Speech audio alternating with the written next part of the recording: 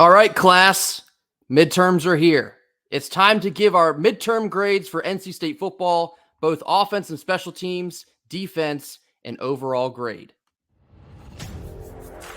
You are Locked On Wolfpack, your daily podcast on the NC State Wolfpack, part of the Locked On Podcast Network, your team every day.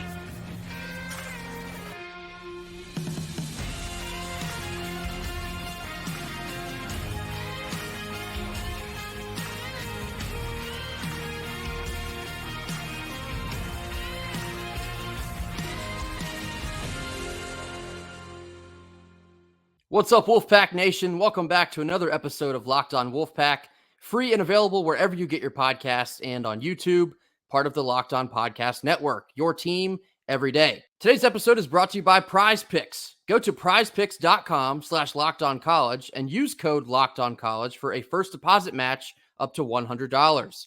Daily fantasy sports made easy. Happy Thursday to all. As always, I'm Grayson Boone, joined by former Wolfpack defensive tackle Kenton Gibbs. Today is midterm day. Every student throughout all time has always hated to hear these words. It is time for a midterm. We're going to be covering our midterm grades for NC State football as we are into our bye week, effectively halfway through the season. We're going to move through each position group, give them a grade, and explain why. Same goes for special teams, defense, and then an overall grade, which includes coaching as well at the end. Kenton, we're going to start here with the offense, moving position group to position group. It all starts up front. Give me your midterm grade for the offensive line. So I know Tujay and the boys aren't going to want to hear this, but the reality is I give this group a C- to D+ range. They haven't been so abysmal that I'm like, this offense can't do anything because of you all. And let's be honest. If you know an F offensive line when you see one, I think that our inability to run the ball, you know what? I'm going to say D+ because our inability to run the ball has been persistent throughout the year. We haven't opened up massive holes all that well. Our backs have, had to work a little bit of magic here and there. So I'll say D+ as the grade here for this group. D+, C-. So I have them at a C-, and I do agree with the idea that they haven't been as bad as a lot of people would like you to believe. Yeah. There has been several moments where they have been bad, though. I do want to clarify that. Absolutely. But I think that they have made small progressions as the season has gone on, but it has consistently felt like one step forward and then two steps back. Yeah. Pass block has been better than run block. I will concede that point, but I just have too many instances of pre-snap penalties, no push up front in the run game, the quarterback having to immediately run for their life, whether it is Armstrong or Morris. I have them as a C- for the time being. Next up, we're going to move to the quarterbacks. Kenton, what do you have for us? What is your quarterback midterm grade? I'm going to go with another C-. Let's just be honest with ourselves here. This is a situation where had we started MJ Morris from day one, I believe this grade would look different. But if ifs and buts were berries and nuts, squirrels would never starve. Here we are with below average quarterback play. I'd say average quarterback play puts you at a C. I'm not quite willing to give this group that D+ or D range only because they have made some more plays than you would think that just weren't really capitalized on. There was the interception, of course, against Duke, where I'm like, what are you looking at? And I want to say there was one more that was knocked down, but even on that one, it was third and forever late in the game where it felt like we had to force something. So, I mean, for the most part, MJ Morris has shown up big time to kind of save this grade, because if it wasn't for him playing well against Marshall and playing well against Duke, I definitely would have, given the quarterback group that a solid flat D. So I actually have them as a C+ here. The other position groups have made the quarterback position for us look a lot worse than it actually has been. And that goes for both Armstrong and Morris. Now, the play for Armstrong, a lot of times it was a bad read, or it was a bad decision, or it was a bad throw. But there were also times, which we've also seen with MJ Morris here, where you have nearly no time to make a decision or no time to set your feet and make a decent throw. I'm not sure I would agree with your assessment that the other position groups have brought the quarterback play down enough to where I could say. No. I'm have. saying enough to the point where I can say that it affects my ability to grade you. I'm not sure about that one now. I'm not. They've absolutely. Oh, trust me. These other groups, we have not gotten to my lowest graded group yet, and we have a D in here. So just to let you know. But yeah, so I have a C plus here, and when folks were mulling over the potential of a change at the quarterback position on this show, we said, look, now listen, MJ has a higher ceiling. We ultimately believe that he will be a better quarterback, but he's not an immediate fix. We said that.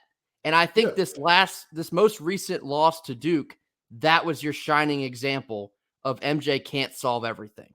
He needs everyone else to pull their weight just as much as he is in order for this offense to work. So I'm going to give them a C plus. Slapping Flex Seal on a cracked dam ain't going to do the job. Exactly. You need some structural engineers to get in there and fix what's going on. So quarterbacks, yes, I have at a C plus.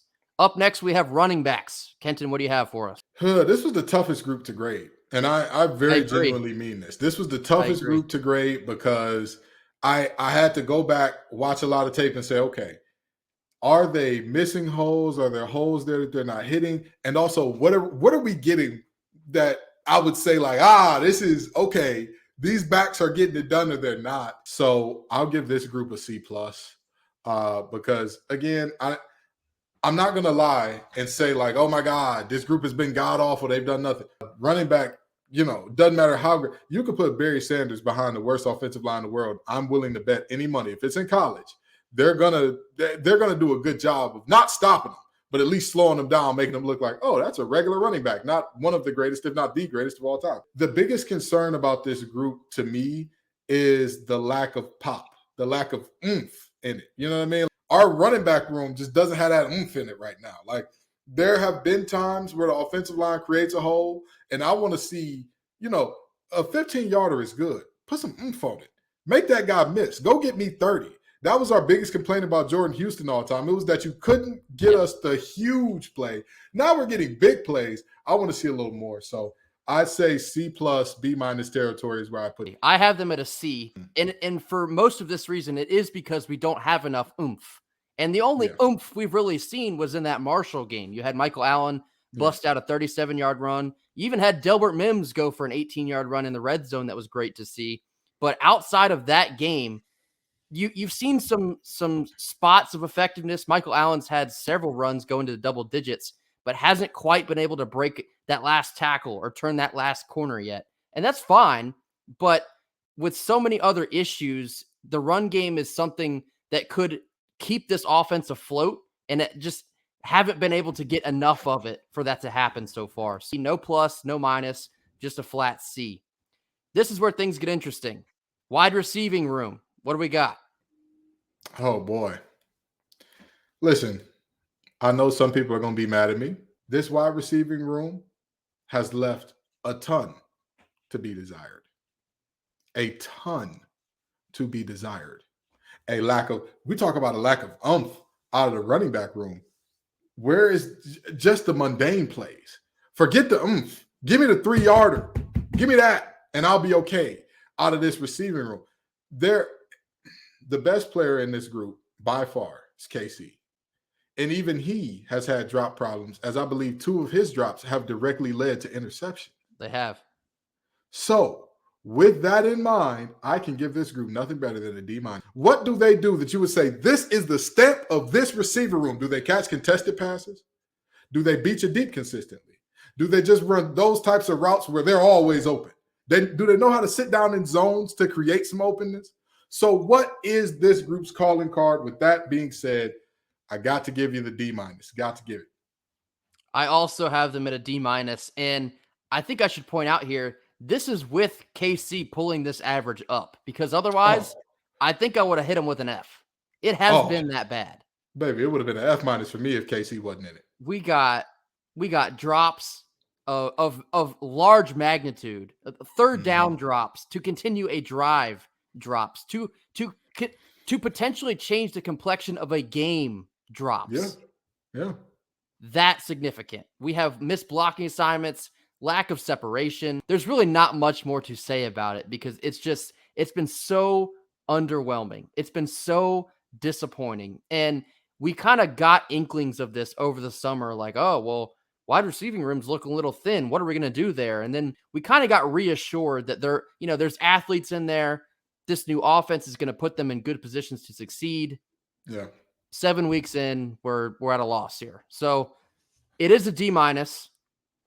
And this, I mean, you talk about one of the most significant places that needs to improve immediately. It's this. Yeah. So I have them at a D-. Tight ends. Does anyone ever remember getting an S on a report card? Just satisfactory and unsatisfactory. Yep. Because there's almost not enough material to give them a letter grade. S has been like, have they been suited up in a uniform? Yes. I'd give this group a B. I would say that the tight end group has been the best group on this offense. I'm gonna say that again. When they're used, yes. The tight end group in everything that they do have been the standard setters on this offense. And I hate to say it because they're used so sparingly, but if you watch them block, they are not great blockers, but do they give it their all. You can see the legs turning and them trying to grab, hold, squeeze on anything they can in terms of when they have their blocking assignments, they're doing everything that they can on. You know, Robert and I said, be relevant when your number's called. If only there was a group who did that, who was relevant when targeted. What would happen? But, like you said, but they just haven't been used enough. With the lack of representation here outside of maybe the one game where Trent Penix went for 99 yards and 2 touchdowns, I think I'm going to stick with my letter here of S. And not an actual letter because that's fair. It's been satisfactory, and that's really all I can say about it because we need much more tight end involvement in order to pick this offense and get somewhere, some direction of anywhere in these final 5 games. Special teams, give me a grade. Special teams, I'd also say this is another B. Narvison has been special. Noonkester has been special. Julian Gray, have a day, brother. Every time he touches the ball, every time he has the opportunity to touch the ball. The only reason they don't have an A, I want to say Noonkester missed it. Not Noonkester. Braden Narvison missed a kick earlier this year that I believe was well inside his range. And the decision to hesitate and then bring it out by Julian Gray last week was a little bit questionable. And other than that, I don't really have too much else to say negatively about these groups. I'd say a B. I'd say a B plus. They're in that territory for me.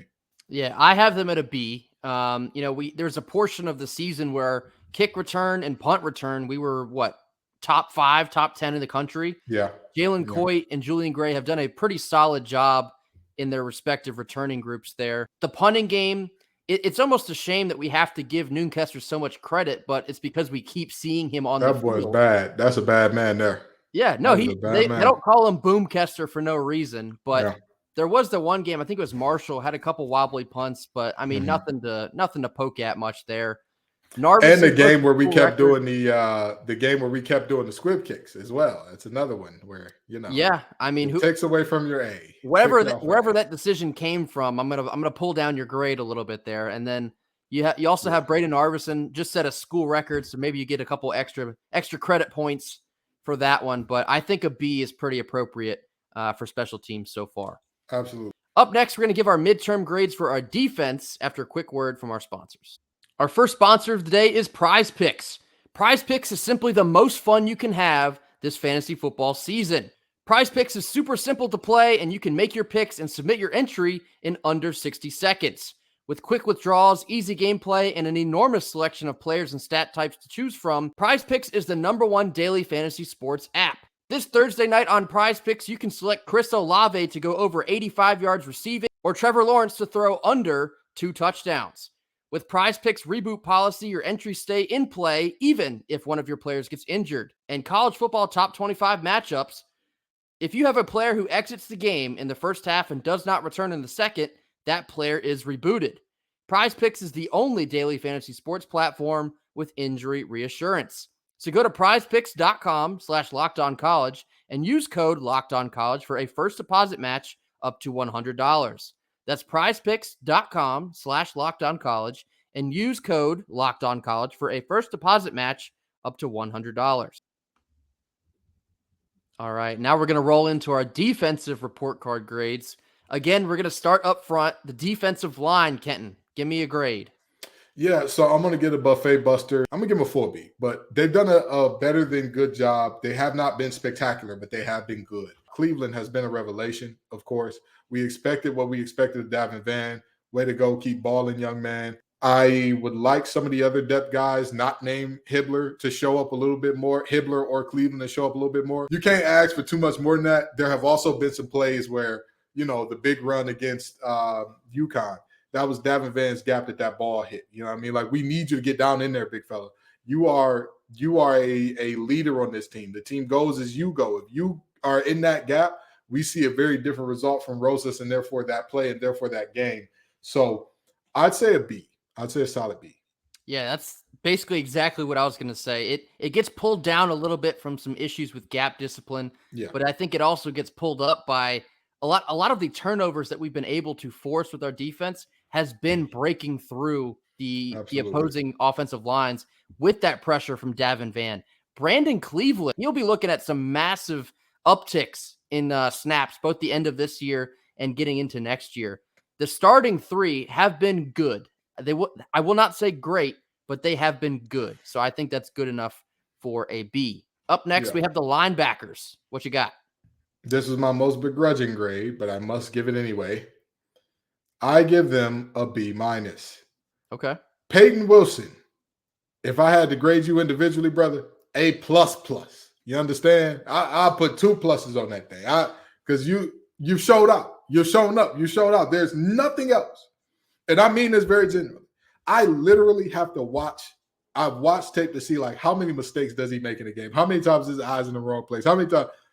The entire season, I want to say there have been about 4 to 5 plays where I think he's like, oh, man, he screwed the pooch on that one. But even then, it's rare that it affects the team. Like, even when he screws up, it is very rare that it has a direct effect on the team. Jalen Scott, way to show up to the party.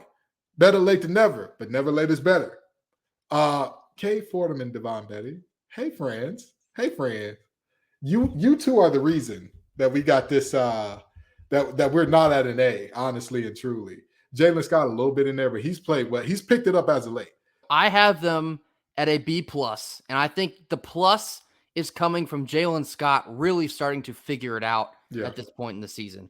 Again, like you mentioned, Peyton Wilson can only bring this grade up so high, but he's pulling it up with as strong as he can. Let me tell you something. It's a group project. That brother is doing. He made the slides. He Googled the sources. He came up with the works cited. He done did it all. The man done it all there. He is working for that A+ for the good of the group. Jalen Scott is starting to come on strong, and so you put him up against a Peyton Wilson there. You look at the other side. It's like, okay, that still needs some work here. And Caden Fordham, we've seen some flashes of a lot of potential for him the rest of the season, bleeding into next season. Devon Betty has struggled. He has struggled. There's no two ways about it. He struggled. And so it is a B+. There's still a lot of room for improvement, but without a doubt, the linebackers have been one of these strong spots in this defense. It has had some good moments, had some tough moments, but they've kind of stayed right in the middle. And so, that is being led by those linebackers. Up next, we'll go with corners. What do you have for the corners? So our corners were the toughest to grade defensively because there's been some times where their highs are really high. I mean, really say that the corners would get another B-. And I know that some people are going to look at me and say, you're milking B- to death here. Hey, if that's what these groups are earning, that's what they're earning because they're not good enough for me to say they're good. They're good enough for me to say, I would trust that you're good, but I wouldn't be surprised if you're average on the day. So I give them a B-. Yeah, that's exactly what I got. I have B- here because they are good, but not exactly to the level that we came into the season expecting. Aiden White, who was one of the top corners, if not the top corner in the country last year, hasn't quite returned to that level here in 2023. Of course, you can tell there is still an influence as teams will openly try to avoid throwing his direction, which is there's something to be said there. But there's also been moments where he has gotten lost by a specific formation. He has gotten lost by a breakdown of coverage.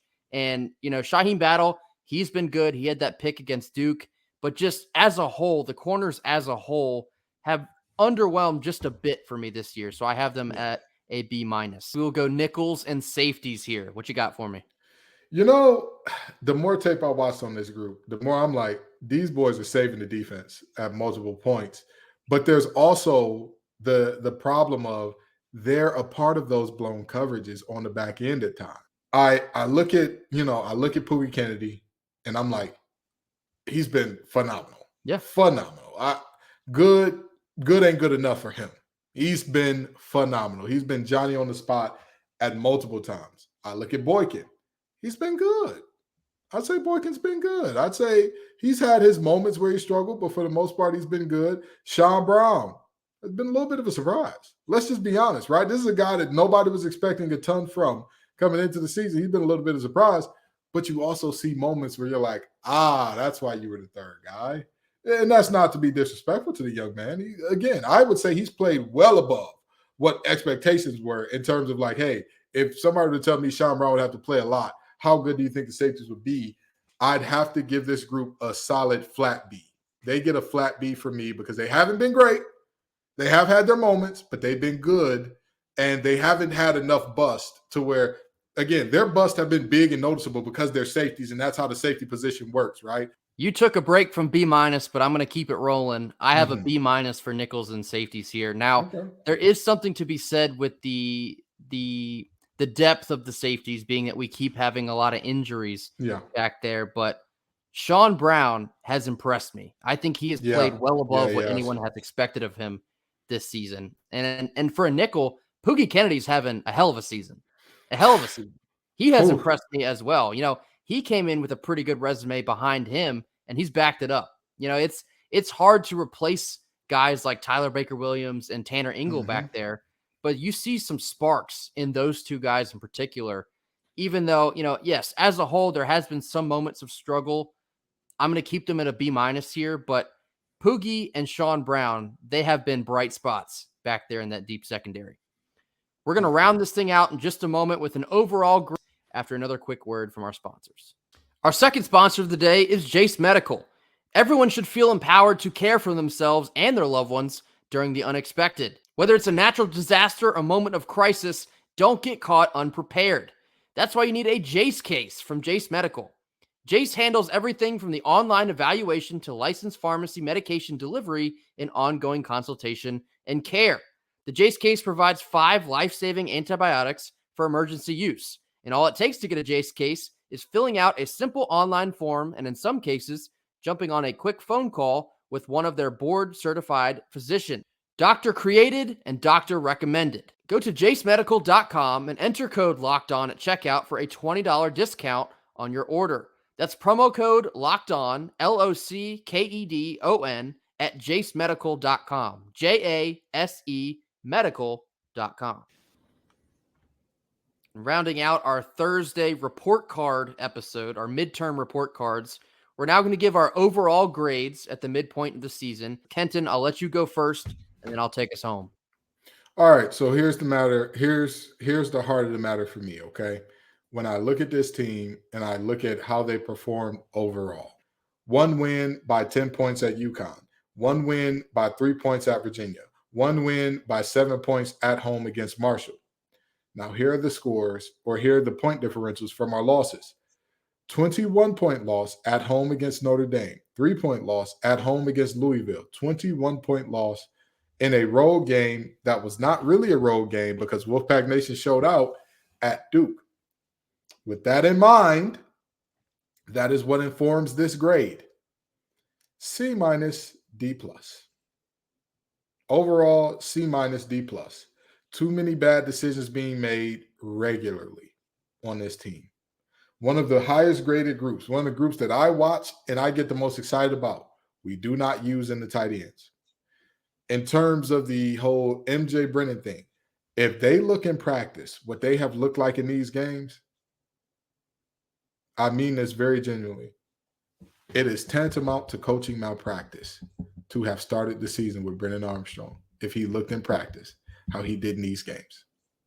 And if MJ looked how he looked in these games in practice. It is tantamount to coaching malpractice, because I'm not going to say it's exactly night and day, but I'll tell you this much. It's not – these two are not – they don't look like they're playing the same game at times, and MJ's playing the better one. That's just the reality. I've seen too many moments, like we've already talked about in terms of coaching, the Locked On Look of the Week. We got gashed by something for 80 yards, and we did not know to adjust to it again. And that's from the coach that everybody likes the most of the offensive coordinator, defensive coordinator, head coach trio. With that being said, C-, D+, because I can't trust this team to be good against good competition. I just can't do that. I have them at a D+. And it's not just some of the games that we've lost, but it's the way in which we have lost them. Yeah. The effective waving of the white flag at Duke. It's been what, 6 days now? Yeah. I still have like that same bad taste in my mouth as I did Saturday night. Some of the decisions in making adjustments and or not making adjustments, it all just feels sort of reactionary and not in a good way. Not in a good way. I think, something you say a lot, Kenton, and I always appreciate when you say this, not just how you say it, but coaching, more often than not, it's what you teach and what you allow. Some of what we've seen allowed this year, you can't do anything other than understand that that's a reflection on some level. And so we talked about this bye week coming at a good time. It is, because this team, in order to get to, if we're being realistic here, the end goal for the rest of this season is probably just making a bowl. I'm not even trying to be negative, but you look at our last 5 games, 3 of them that are home games are against teams that have been / are ranked throughout the course of this season. The 2 on the road are 2 places where you do not have success going on the road and play. And that's painful for a team that was picked, 4th to finish in the ACC this year? Yeah. The drop-off from potentially thinking you can be a contender this year in the ACC to now looking at, are we going to make a bowl? In the course of a month and a half is crazy. It's crazy. The season has gone from leaving a lot on the table to not even getting to sit at the table because of decisions being made here. It's been so frustrating because, regardless of fans deserving more, but the team deserves more too. Yeah. You hear about Peyton Wilson deserves more. Yes. This offense deserves more. The defense as a whole unit deserves more. And so it's just been so frustrating to watch us underperforming because, like we talked about earlier in the week, more often than not this year, we have beaten ourselves and we have not figured out how to not beat ourselves. And so you certainly hope that this bye week is getting put to good use here, because there's no time to feel sorry for yourself. Next week, you have Clemson coming to Raleigh before you finish out what could be considered like a 5-game gauntlet for NC State here in the rest of the season. So I'm going to have them at a D+. By the end of the year, can that be pulled up? Of course. Can it be pulled down? I don't know if I want to talk about it if it gets pulled down. But it's been a season. You know how people say it's been a week? It's been a season. Yeah. And they say it's only Wednesday. It's only Wednesday of this season. It's only midway through. Yeah, it's only midway through. C-, D+, our grades are right there. They winking at each other, as they would say, where I'm from. So, it's like you said, it's been a season. And all these grades are midterms. They can go up. Yep. That'll do it for us here on Thursday. As always, thank you all so much for joining us. Be sure to comment, like, and subscribe. Get those comments in the box as we have Fan Friday coming up. We'll also have a special guest on our Friday episode. It is Noah Teague of The Technician. Wanted to get his take on the NC State football season this year. As he is a writer for the school, wanted to see what the pulse is around campus. Where we're headed from here, nobody knows, but should be a great time with Noah as always. We will see you tomorrow. Until then, go Pack. Go Pack.